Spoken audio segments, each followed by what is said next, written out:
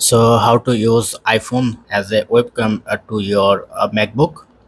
First of all, go to your launcher and open the PhotoBooth apps. Open it.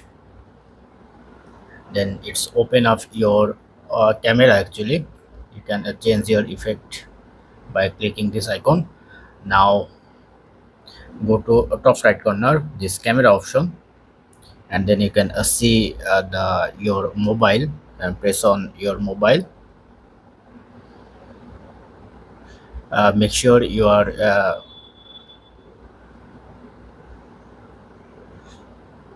this is the different one, this one maybe, yeah.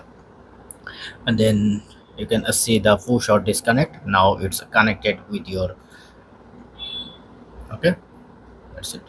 Now your phone as a webcam, you see.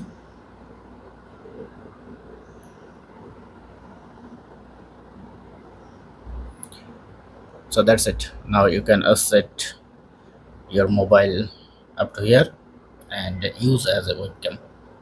And if you want to disconnect it, just go to your camera top right corner again and use the FaceTime SD. That's mean is this camera is used as a primary, this one. And it's, you can see the different as well. You can record a video or photos. It is. Have a good day. Thank you.